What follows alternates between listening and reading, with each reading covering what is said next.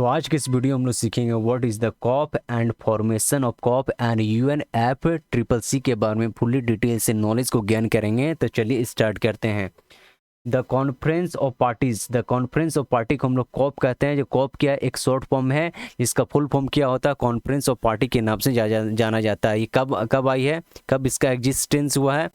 The comes under the United nation climate change framework and convention. ठीक है, ये क्या है, यूएन ऐप ट्रिपल सी का फुल फॉर्म है और यूएन ऐप ट्रिपल सी एक शॉर्ट फॉर्म है। ठीक है, ये क्या है, यूएन ऐप ट्रिपल सी क्या है? UN F triple C United Nation का एक बॉडी है। जिस तरह से United Nation and Security Council होती है, उसी तरह से यूएन ऐप ट्रिपल सी होती है। ठीक है, अब पूरी तरह से जान गए होंगे कि यूएन ऐप ट्रिपल सी क्या है। यूनाइटेड नेशन का एक बॉडी है, यानी एक पार्ट है।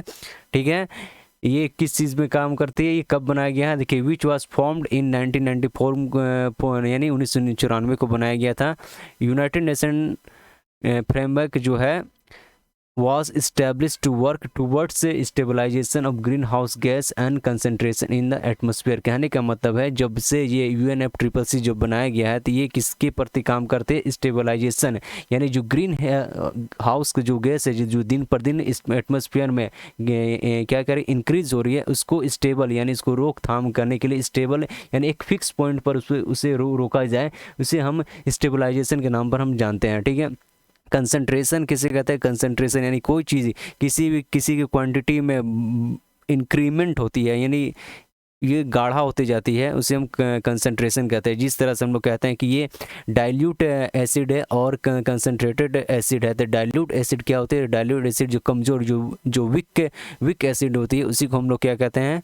डाइल्यूट एसिड कहते हैं। जो हाईली, जिसमें एसिड की मात्रा ज़्यादा होती है, उसे हम कंसनट्रेटेड एसिड कहते हैं। तो इसी तरह से जब ग्रीन हाउस की गैस में बढ़ोतरी होती है, उसकी इंक्रीमेंट ज़्यादा होती है, जो ज़्यादा फॉर्म में बनती है, उसे हम कंसनट्रेटेड ग्रीन हाउस कहते हैं, यानी कंसंट्रेशन की मात्रा ज़्यादा हो रही है। इसीलिए हम उसको क्या कहते हैं, उस कंसंट्रेशन को कम करने के लिए ये स्टेबलाइजेशन का प्रोसेस लाया जा रहा है इन एटमॉस्फेयर। ठीक है, और यहाँ देखिए इट्स फॉर्मल नेम, ठीक है, United nation climate change conference, जो क्या है, जो कॉप है, कॉप एक निक नेम है कॉन्फ्रेंस ऑफ पार्टीज है। ठीक है, ये कॉन्फ्रेंस है। ठीक, उसी तरह यूनाइटेड नेशन क्लाइमेट चेंज एक फॉर्मल नेम है ये इस कॉन्फ्रेंस का। ठीक है, यानी इसका जो ये है, इसका क्या है, एक फॉर्मल नाम है, यानी फॉर्मल नाम है, आधिकारिक रूप से इसका क्या नाम है? United nation climate change conference नाम है इसका। ठीक है, और इसका निक नेम क्या है? कॉप, यानी कॉप के नाम से जाना जाता है। ठीक है, UN F triple C is a international environment treaty है। क्या है? International environmental